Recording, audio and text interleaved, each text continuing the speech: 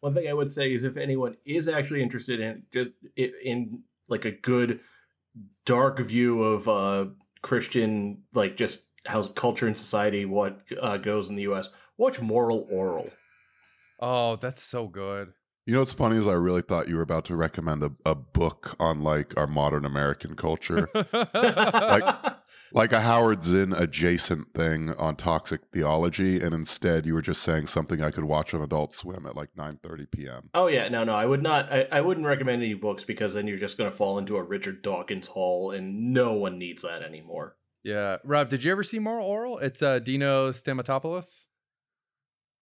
No, I have no idea what that is. It is this claymation series. Stop for a minute. Pass. About his. I've already left. I'm getting in my car. Hyper religious Protestant This upbringing. fucking thing will not start, huh? There we go. I mean, it's more just imagine, like, you know. I'd love to go, but you have to let me out of the spot. Overly aggressive Midwestern. Go. Just I'm waiting for you now.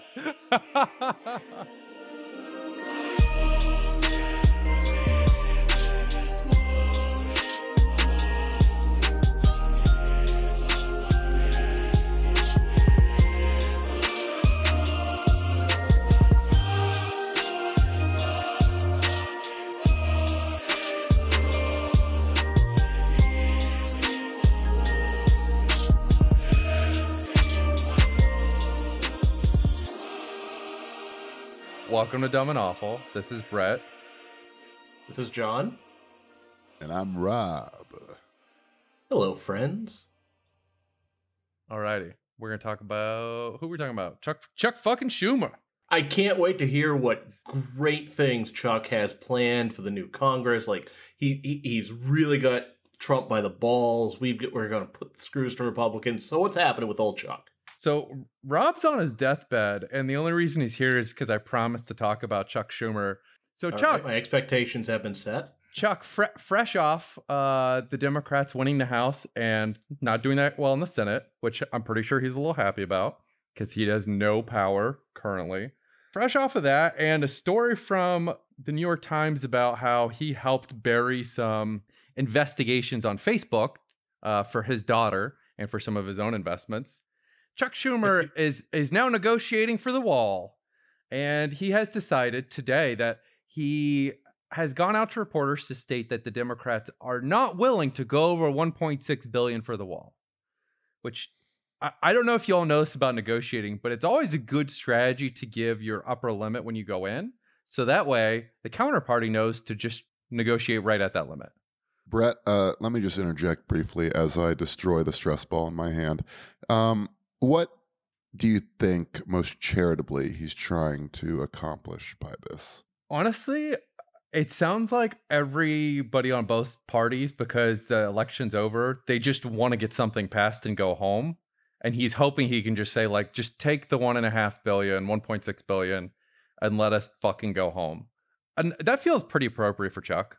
Like, he's not exactly made of stern stuff here. So he just thinks politically, if I do something, voters will reward me? Oh, no, yeah. It's the typical Democrat mindset of like, well, we have to collaborate at least a little bit on the bill. Otherwise, we look bad because we're the party of like getting things done and decorum. Rather than stiffening up and actually trying to force any sort of showdown, he's just trying to capitulate enough to move this shit along. Voters do love collaborators. That's a term that it has a great Q score. Collaborators. He also went out of his way to say, and I quote, "We are for strong border security," Schumer declared, giving a little fist pump in the air for emphasis. Hell yeah, Chuck.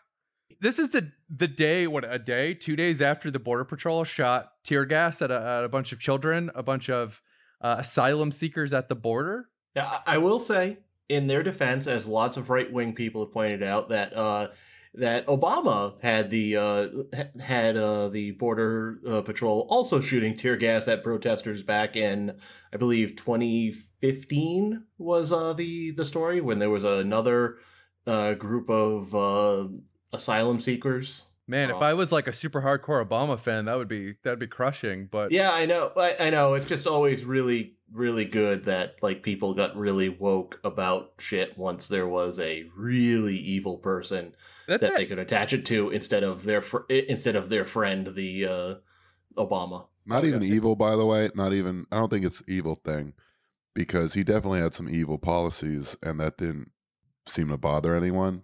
I think That's it what I was. mean. I think. You never God, talk about it. You never Yeah. talk about it when it was Obama there because he was so presidential. You got the veneer, the mask. that's what it Dude could was. It was the fact that he could go to the correspondence dinner and like riff and tell jokes, and people were like, "I'm not thinking about migrants at all."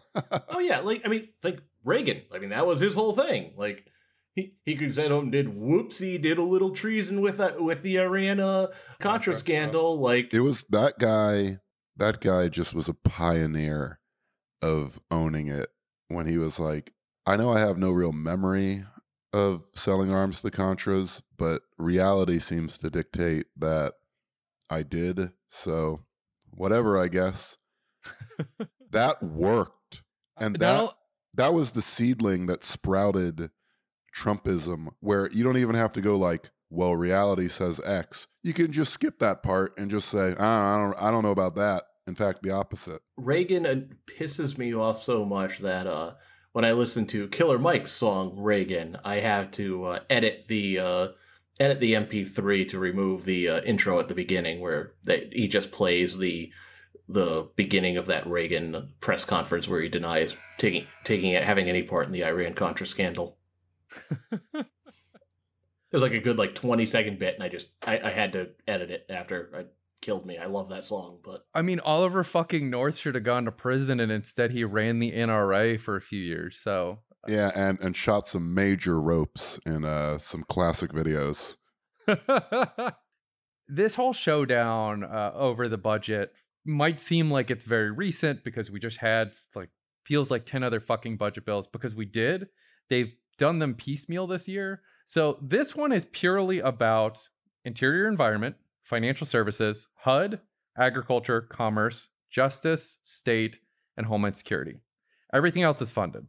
So human services, health and human services, education, labor, all the DoD, of course. All of that's funded. So it's just those that is up for debate. The homeland security is the reason it's a problem. They want to give them way more money for Kirsten Nielsen to spend doing racist bullshit at the border. fantastic. And Ugh. and the Republicans need 9 votes from the Democrats in the Senate in order to pass anything. And because their own party won't vote for shit in the House, their Freedom Caucus won't. They need Pelosi to get them a few votes there too, Oh, which I makes love things Freedom real Caucus. interesting. Thank you, Freedom Caucus. You have saved America since continuously since 2010. Like just being fucking nut jobs that stopped Obama from destroying Social Security and Medicare. Thank you. The one thing the Freedom Caucus has proven, though, is that if you stake out a position and you don't sway, you will get concessions. They're too fucking stupid to take the really good concessions they get sometimes. But it's one of those things where if the progressives did something like that, they could probably extract some fantastic concessions from the Democrats. Yeah, I don't think there's enough progressives yet, but yes, that is We're exactly close. my dream for like a post 2020 Bernie as president. He's gotten a bunch of Democrats and open seats primaried and some proper progressives in there, and then they just form a large caucus that has to be appeased. How much is it? That's my dream. That's how like poisoned I am. Is like that's my oh wow, things could be marginally better. Going back to Chuck Schumer, I've heard some liberals and centrists just trying to defend this already, saying, well, it doesn't matter if we give money to the wall because it'll be in the planning stages for years and then we can just take it away. Which I mean, I guess that could be a plan, but how could anyone stand to to want to trust these people when they're just presuming the presidency will be handed to them? Or what are the odds the Democrats are able to beat Trump in 2020? like knowing what they're going to try and pull. Ugh. Beto met with I don't think APAC Beto. today, by the way. Ugh. Oh. Oh. Yeah, like that's just a thing. Yeah, I'm trying to ignore the 2020 stuff because as soon as the holidays are over, that's all we'll hear about for the next year and a half, 18, Oh, 19 months. Yeah. To your point about having a wall strategy that implies you'll win in 2020 for sure and can defund, that is almost exactly what Obama had in mind when he put into place policies that relied on Hillary Clinton winning in 2016. As oh we yeah, can see, it's never a guarantee.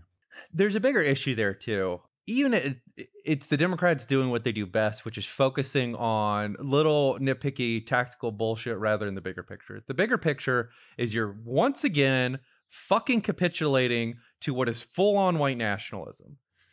Oh, brown people are on the border. We need a giant fucking wall. No, fuck you. Don't give him a goddamn dime. Period. I don't give a shit if it's going to get locked in committee or if it's going to take forever to spend or if it's going to be distributed and it's going to be more of a fence instead of a wall. Like, I don't really fucking care. Don't capitulate for strategic shit that lets the white nationalist feel like he won. Fuck you. Don't fucking do it. They need your vote. Force the goddamn issue. Grow a goddamn pair of balls or a spine, anything, Schumer, that causes you to actually do your fucking job and extract some concessions. You have the swaying votes. Extract some goddamn concessions. Don't give them away. yeah. But my problem is how many of the Democrats are also white nationalists.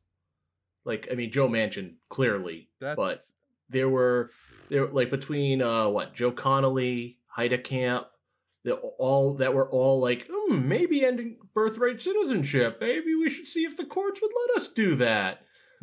well, on the plus side, a lot of them are leaving. So there's yes, yeah, oh, definitely. But I mean, like, how many fuck? I mean, do you really want to like sit like Dianne Feinstein down and and really dig into that question? Like, you want to hear what that answer is? I don't know. I just want Chuck Schumer to go away. I actually, I can't tell if I am more relieved or if he's more relieved that they didn't win the Senate because now I don't have to deal with him having any actual power in the next Congress. I'm pretty fucking relieved because now what he does doesn't matter. I can rely on Nancy Pelosi, who, for all of her many sins, for all her flaws that we covered last time, is infinitely better than Chuck Schumer because she has the ability to say no, at least occasionally, and to get people in line. Oh, absolutely. No, I was going to say, yeah, Nancy Pelosi is pretty good for a Democrat, which is extremely damning of Democrats. Yeah. Yeah, so this border thing, my brother texted me. I got a text from him. My brother rules, by the way. He's the coolest guy I know. I love my brother. He thinks Fort Lauderdale, Florida is the coolest city on earth because you got everything you need there. And I went, surely you don't mean everything. And he went, everything. Beaches, babes, and brews. Also, beach volleyball with beaches, babes, and brews. Like, that guy's got his head screwed on right. And he texted me, I thought Schumer was a Democrat. What's the deal with this wall? And the only way I could explain it to him was like, if we're assuming this isn't just bad faith, like Schumer has donors that'll end up building the wall. So whatever, I'll throw some money at it. I'll still seem like the reasonable guy, and that'll be that. The most charitable way of reading it, though, I think, it's like one person saying, I want a big Nazi flag. Chuck Schumer going, what if I give you a slightly smaller Nazi flag? And the first person being like, all right, well, I kind of wanted a big Nazi flag. Aha, well, look, now the voters will see that you are the one refusing to compromise, which maybe that was politically viable at some point. But in 2018, politically, there's no voters left that actually want compromise and vote based on it. The whole like, well, if he doesn't take this and he shuts down the government, he's the one that's unreasonable. There's no audience left that appreciates that anymore, number one. And number two, you're still giving him a Nazi flag. You know what I mean? Like, just the moral, that it doesn't work even in its most charitable interpretation. Chuck Schumer is the guy coming back. He's Chamberlain coming back to the House of Commons and going, oh, he wanted both the Netherlands and Belgium, and I only gave him the Netherlands. So, as you know, I'm a great negotiator. Like, I feel like that wasn't really the point here, man. I mean, it really is dumb or awful here. Because if it's the charitable reading, he's just an idiot. He just doesn't have any feel for what people actually want. Even assuming people wanted compromise, it would be morally abhorrent to compromise with where the right currently is. And if that's not what it's about, he's just doing it out of naked ambition.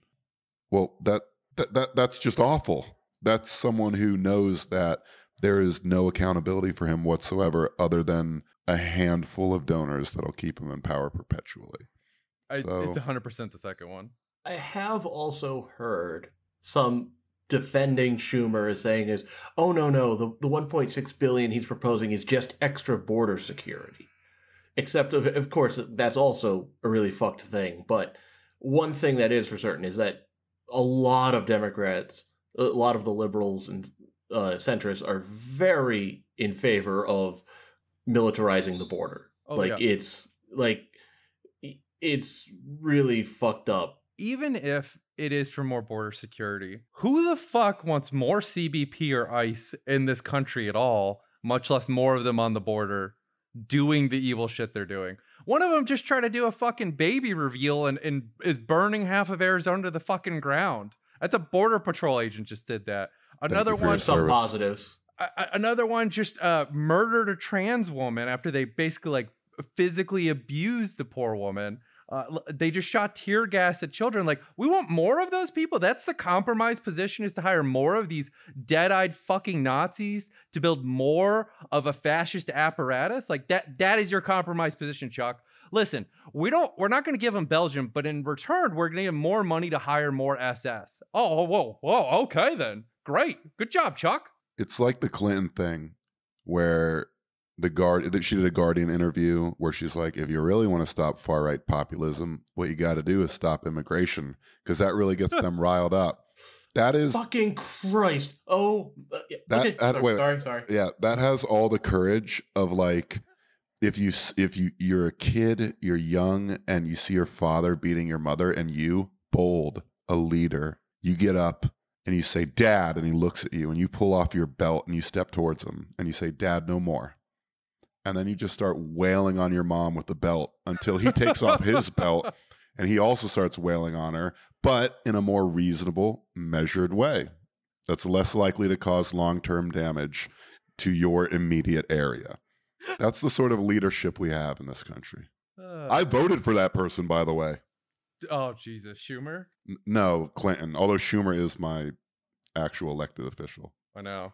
I also voted for Clinton. I know. That one was upsetting. Between Clinton and Schumer, it's become clear that they have decided the third way dim strategy of you just move right it's their only move. Fuck, we're losing. What do we do? I guess move right. Fuck, we're losing again. What do we do? I just move right. We've done this like 30 times. Should we come up with differences? Not like, nah, fuck it. There's always more racist suburbs. Yeah, Jesus. I mean, Schumer is the guy who created the fake family in the suburbs and constantly asks what they want. What are they thinking about? More racism, mostly. Oh, 100%. They're thinking about tax credits. Beautiful tax credits. Yo, can I gamble my tax credits for Counter-Strike Global Offensive skins on an app designed by Cory Book? Oh! That sound did remind me, I suppose I should say, I voted for Jill Stein. Damn, we found him, guys. The reason Trump's in office. Yep. We'll string him up. The voter in Massachusetts. It's your fault, John. It's all your fault, you piece of shit. I will throw you one more hilarious Chuck Schumer tidbit while we're talking about him, because this always cracked me up.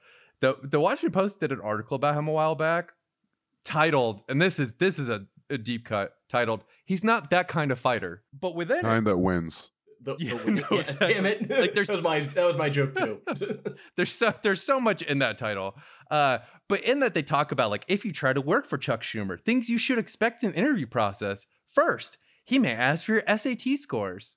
Second, He'll quiz you about where various senators fall on an ideological spectrum from 0, most conservative, to 100, most liberal. It's important to know that there is a correct answer, and it's 75.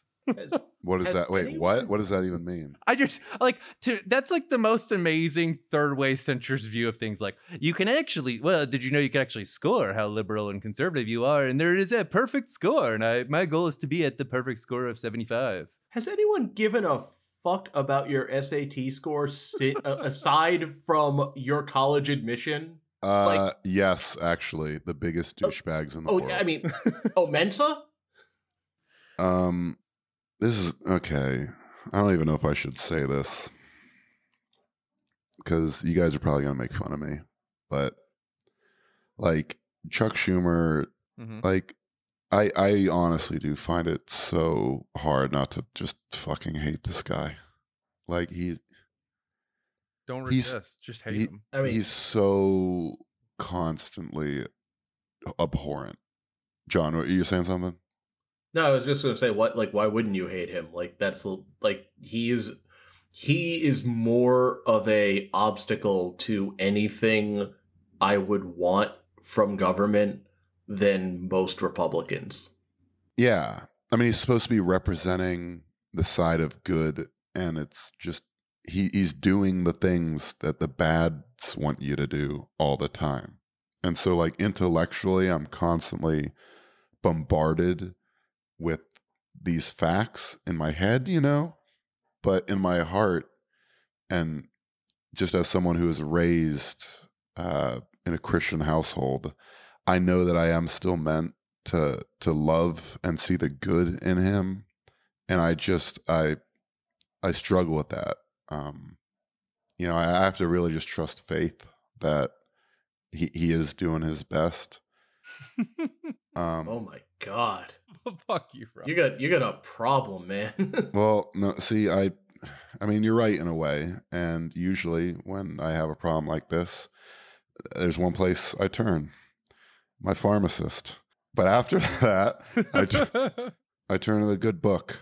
So if it's okay with you guys, I found a verse today that I thought sort of, I mean, it's written by God, so of course it brings my thoughts together better than I ever could. And, you know, also hopefully you'll make a little time for this because, again, it is written by God. But I hope I could maybe share this with you. Is that okay? Please, by all means. Okay. I apologize, and I will be reading from the King James Version. I know not everybody likes that, but sorry, I'm not a Roman mongrel, so that's the one I'll be reading from. It's John 33:26. So this is during the Last Supper. You have to understand, it's at the end, there's silence. Simon Peter has got his head on Jesus's breast, and he's saying, there's no way anyone would ever betray you. And starting in verse 26, Jesus answered, he it is to whom I give a sop when I have dipped it. And when he had dipped the sop, he gave it to Judas Iscariot, the son of Simon. And then Jesus unto him, that thou doest, do quickly. So he knows that Judas is going to screw him over. He's just hoping it'll be quick. You know, that's, I mean, that already, that's a level of understanding that it's admirable. So verse 28, now no man at the table knew for what intent he spake this unto him. For some of the disciples thought, because Judas was holding a bag, that Jesus had said unto him, you know, buy those things that we have need of against the feast, or that he should give something to the poor. So he then, having received the sop, went immediately out, and it was night. So everyone's like, oh, okay, whatever you're doing, do quickly. He's clearly identified Judas as the bad guy, but everyone's like, he can't be the bad guy. He's probably going to support the poor. He's probably going to get something to help all of us with the feast. Even though it's nighttime, I don't know where he's going. There's really no evidence around me that he's going to produce something good here. But then Jesus spoke to the confused mass, and he said, little children, yet a little while I am with you. Ye shall seek me, and as I said unto the Jews, whither I go, ye cannot come. So now I say to you, a new commandment I give unto you. Chuck Schumer, retire, bitch. And by this all men shall know that you are my disciples, if ye have love. I should have known it was just going to Shaggy. For You were one just going to to Shaggy another. dog us. I just knew it. I knew he was. I was just waiting for how long it would take. That's not a Shaggy Dog story. Because it's written by God, right. who I think knows a little more than you. No, because here's you, Rob. verse 35. By this all men shall know that you're my disciples, if ye have love for one to another. Now, to me, this is God saying, by Chuck Schumer being so terrible, and by so many thousands of people saying, fucking retire, bitch, and kill yourself, we're forming bonds. We're forming a community of like-minded people that will act in love and that will get something for the poor, that will produce the feast. And that's in the Bible. So there you go. To that, I will quote the Bible to you as well. This is from the book of Weber, Superstar. Every time I look at you, I don't understand why you let the things you did get so out of hand. You'd have managed better if you had it planned. Why'd you choose such a backward time in such a strange land? I don't understand. I hope to God you get that reference. No, I was quoting the Superstar from Jesus Christ Superstar. So I don't watch Sacrilege. I just read the text. God damn it. To understand things. Speaking of things Jesus doesn't like and doesn't believe in anymore, the climate change. Let's talk about climate change. Oh, man. So, do we have to? Last week, the Trump administration tried to be clever. And this is going to surprise everyone. They're terrible at it because they're the most incompetent, evil people in a position of power in probably 100 generations. And they try to drop this massive climate report that the American government puts together. This is volume 4. It was supposed to come in December, but instead they dropped it the Friday after Thanksgiving. They thought Black Friday is going to have a whole new meaning. There you go. They thought they were going to bury it by doing that. That, by the way, is I love it. They do that in New York a lot too.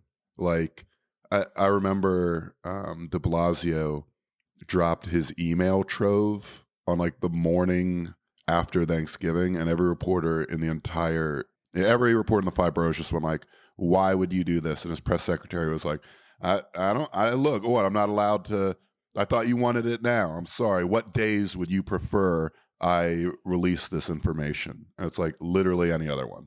Exactly. They thought they'd release it on the Friday after Thanksgiving and it'd get buried and no one would notice. Not banking on the fact that everyone noticed, they realized they had no other real good news. So it just sat on the front page of pretty much every news organization for the entire Thanksgiving weekend.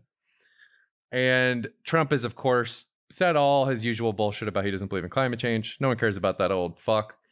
The main point of this is a follow-on to the UN climate report that came out about 2 months ago. Essentially said we have 12 years to figure this shit out before apocalypse. This is the US government funded version of that. It's US specific. They said much the same stuff. They try to put in economic terms because our shitty ass government and society only knows how to speak in terms of dollars instead of terms of lives. The CNN article literally led with global warming will damage U.S. economy, cost thousands of lives. The lives was the second part of the lead. Hell yeah, baby. That is like institutionalized psychosis. So this is this massive omnibus volume. It is called the Fourth National Climate Assessment, Volume 2, Impacts, Risks, and Adaptation in the United States. It's about 1,600 pages long. It's a real page turner. It starts a little slow. I didn't really love the antagonist of America. It's a little cliche. He's a little one note. It's a little too douchey. Protagonist of Mother Nature, I liked. It was good. And then like a third of the way through, it takes this awesome turn, and you realize it's a revenge novel, and it's just Mother Nature wailing on the U.S. and just murdering all of them. And I gotta say, I was pretty in for it, and it was a dope ending. I recommend everyone read this. It's fantastic. Would you even say that you were here for it? Would you go that far, Brett? I think I would. I am here for it. Great. I'm calling the police.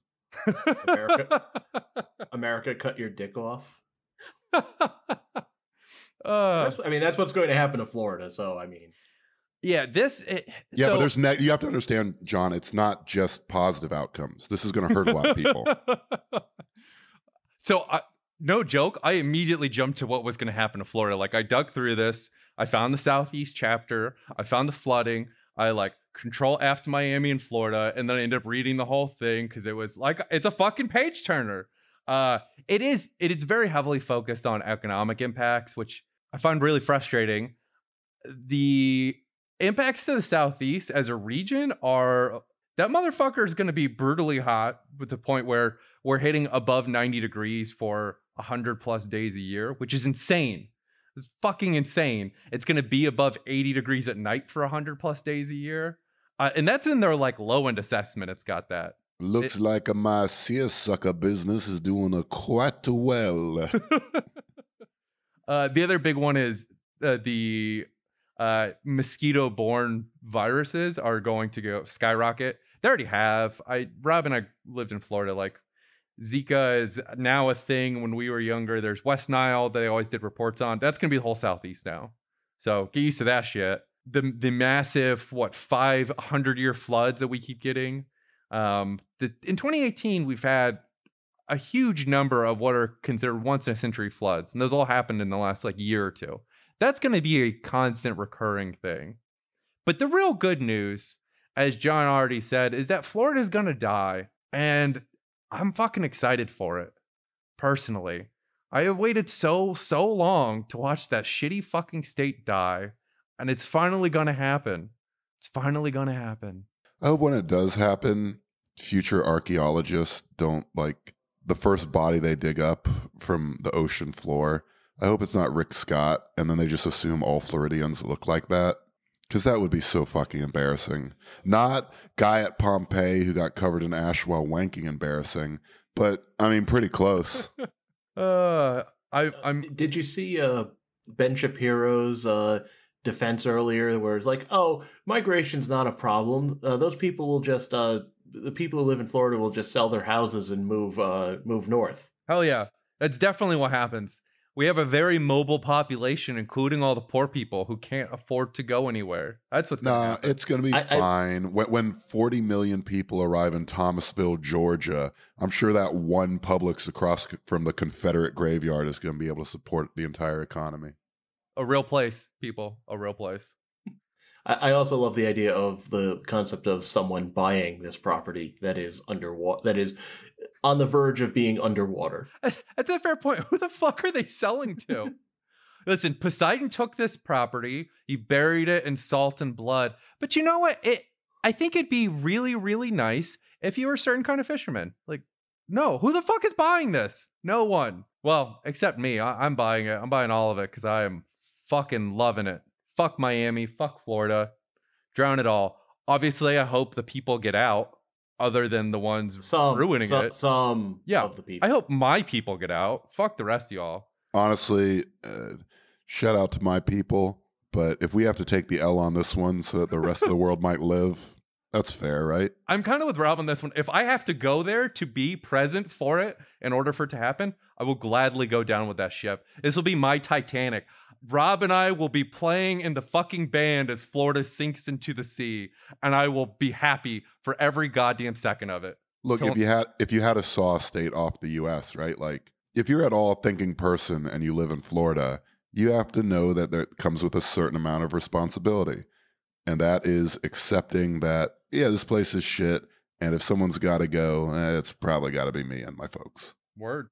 Totally deserved. I mean, if we can't lose Mississippi, then I guess. Look, we've spent extensive time in both of them, and God, we have. That's so. Not to brag, but spent a lot of time in really shitty states. I go back and forth. Mississippi might be worse than Florida, but Florida, I think, for like sheer quantity of evil and ability to influence the entire country, it beats Mississippi out at the end of the day. True. I wouldn't wish either. I wouldn't wish either on my worst enemy. Your worst enemy would probably fucking love Florida. You can open carry on a DDR machine. It's great. That's true. My worst enemy would love both of those places. Hell yeah. Mississippi actually has some stuffiness where people are like, you're doing racism, huh? Hmm. I remember when my great Oh, grandpappy wait. did racism, and We you did it remind me of better him a back little then. bit. So novel, so eager. Anyway, bless your heart. Mississippi is a state that still has seg academies. Segregation, well, maybe not By the still, way, but until recently they did. I mean, a lot of places got unofficial Seg academies, Oh, but yeah. you could get rejected from a Seg Academy in Mississippi. That's the difference. By the way, rejected from Seg Academy. See you on the episode title. Yeah, that's fucking amazing. So obviously Florida was the first thing I looked at because I delight in Schadenfreude is at its highest for me when Florida is having terrible things happen to it. So that's the first thing I looked at. But it's a really dense tome of hyper explicit details about climate change, what's needed to be done in all of these regions, how precisely they're going to be affected. I recommend you pull it up, honestly, just to figure out what's going on in your fucking state so you know what to expect. That part is pretty legible. They put an overview.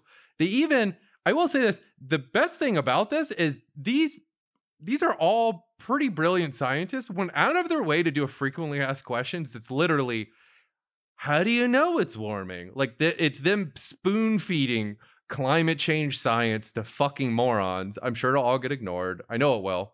yeah, I was gonna say, what a waste of time. I know. Well, so what I this is sort of like the hyper detailed scientific description of what's happening, right? And it pairs really nicely with this New Yorker article that came out about 2 weeks ago called "How Extreme Weather is Shrinking the Planet." And this is if the climate report is the sort of quantitative data about like, oh, well, the sea level will rise 0.5 meters if the temperature rises by 1 degree. The New Yorker is, here are the evil motherfuckers who are creating this problem. It's the story behind all of it. And there's honestly, the entire article is incredible and easily one of the most infuriating things I've ever read in my fucking life. But they have one or two good ways to understand how bad things are right now. For instance, the extra heat that we trap near the planet every day is equivalent to the heat from 400,000 bombs the size of the one that was dropped in Hiroshima. It's the daily additional heat that we're trapping. But the part of this that was really good is knowing who the enemies are. How did this get to this fucking place? Well, largely it happened because of fossil fuel Coin industries. I mean, that's certainly assisting things, yeah. It's fossil fuel industry. Exxon specifically in the 70s and early 80s, they knew this was happening. They did a ton of research on it. They sent some tankers around the Atlantic with CO2 detectors to figure out how fast oceans could absorb the carbon. And they had pretty conclusively discovered that, like, in order to head off global warming and all these catastrophic events that are going to occur, we'll need to quote, it will quote, require major reductions in fossil fuel. They took that and they said, well, but how can we make money off of it? And so they took that and some amazing climate models that this NASA scientist put together in order to figure out how low their drilling costs in the Arctic would go. That's what they did with the climate models that they helped build. Don't forget raising the height of the oil platforms. Yes, I was going to bring that up. I love that. Yep. Thank you for that, Exxon. It's not enough that they planned for it and they plan to make money off of it. They also, some unnamed public affairs manager issued an internal memo recommending the company emphasize the uncertainty in the scientific data about climate change. That was in '88. Since then, that strategy is what has led to our current situation. With the assistance of, I had actually forgotten about this. The second Bush, when he was elected, had a campaign promise to treat carbon dioxide as a pollutant. Cheney, this is going to shock you, the guy who worked for an oil company, helped convince him otherwise. And then Frank fucking Luntz, the piece of shit that you see on TV now doing polling, well, he decided to produce a little internal memo that they all followed after that, where he stole the same strategy from Exxon and these other fossil fuel companies, where he said, Quote, should the public come to believe that the scientific issues are settled, their views about global warming will change accordingly. Therefore, you need to continue to make the lack of scientific certainty a primary issue in the debate. Frank Luntz, by the way, if you don't know who he is, looks exactly like the adult version of Garrett from Community. Crisis alert! That's Garrett Frank fucking Luntz. Oh, yeah. It's identical. It's actually like astonishing how similar they look. I've always described him as exactly what you think he looks like based on his name. Yeah. I will say there is one other thing the oil companies did all do.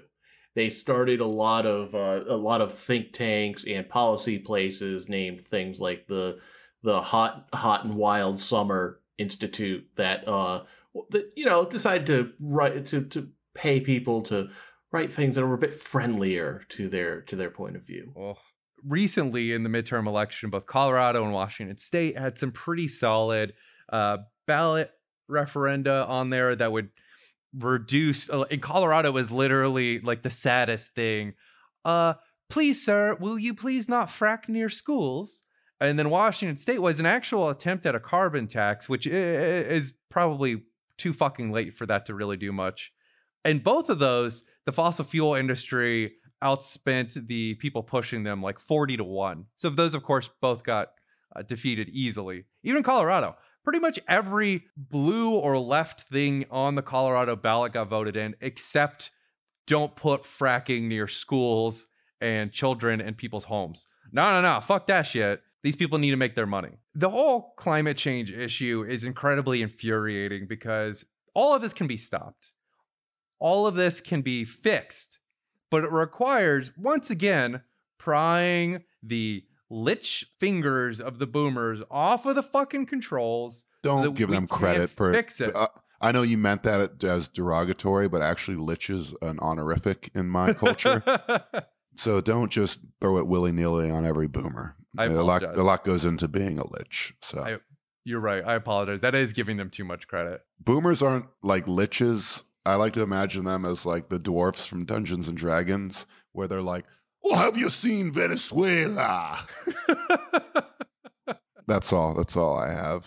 That was enough. Thank you for your contributions. No, I was just going to say, it's like there's so many little things or big things that make up the fossil fuel consumption problem. Like we need to reduce consumption in general. We need to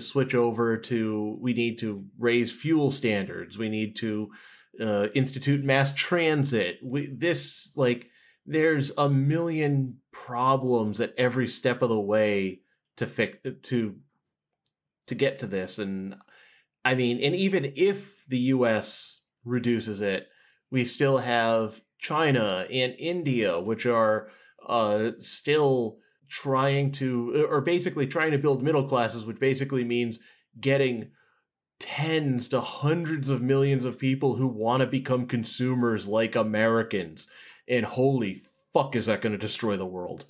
China is already pushing harder and faster towards renewables than we are, right? I agree. Them industrializing is a problem, but they recognize the problem and are aggressively trying to solve it.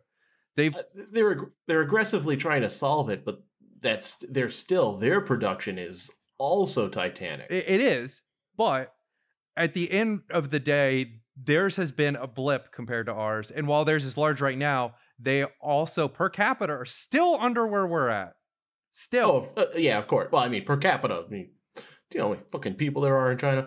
But the per capita thing is important for this, right? Yeah. I agree. It's just like, yeah, between that and between like also like Africa as well is going to be a big problem. Well, actually, that's pretty much where all the worst pollution is going to end up. It looks like, but I don't know. Like I mean, we definitely have to do this, but I don't know how we will. So when I say it's easy, I mean, it's a solvable problem. There's an apocalypse coming. All of it is stuff that we can just stop fucking doing, right?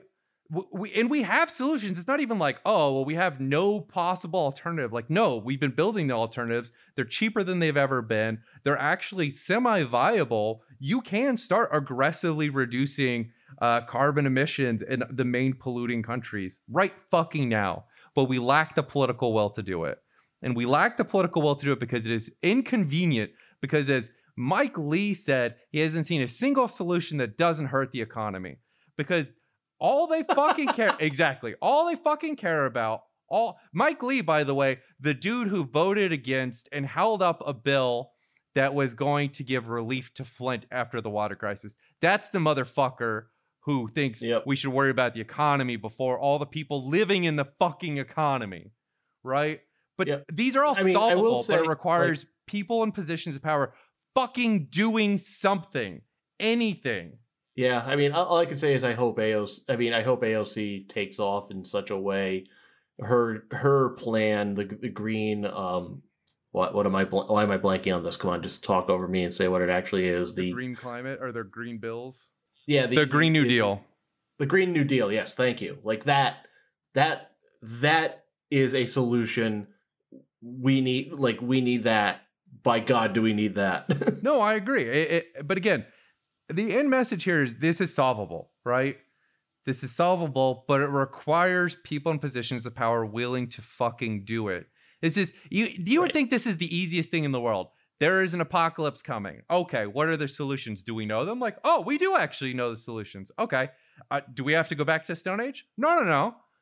There's going to be a little bit of pain for certain companies, but largely we'll be pretty okay. We just got to start doing it right now.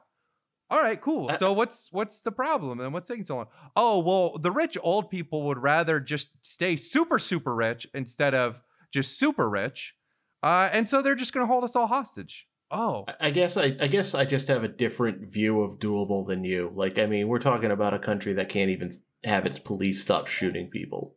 It is. I didn't say by doable, I don't mean politically. I mean, these are tasks that are relatively simple to accomplish at the scale we're talking about.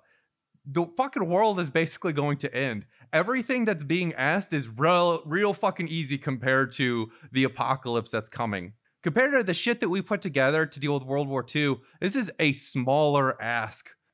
Yeah, but they'll all be dead. Yeah. Before then. That's the fucking problem, is they want to wait until they're dead to fix it. And by then, it might be too fucking late. Once again, another reason to force the goddamn boomers out of positions of power and take over. The quote on the New Yorker article, by the way, that really reveals how depressing this is. This is the earth we've lived on for millennia, right? Quote, as a result, the particular politics of one country for 1/2 century will have changed the geological history of the earth. USA! USA! USA! Woo! You did it, boomers. You didn't just ruin this country. You killed the whole fucking earth. Congratulations. You know, at least it makes Mad Max make a lot more sense. Because, like, I mean, you, like, as a kid and teenager watching those movies, you're like, wow, this is rad, this is awesome. But how is it the apocalypse and everyone has, like, gas-guzzling supercars? But, you know, thinking about it now, I guess the answer was always right in front of us. That's what we're going to have. That will be the one thing left. Hell yeah, boomers. 2 men enter, 1 man leave. Break a deal, spin the wheel. All right. Thanks, everybody. We'll see you next week.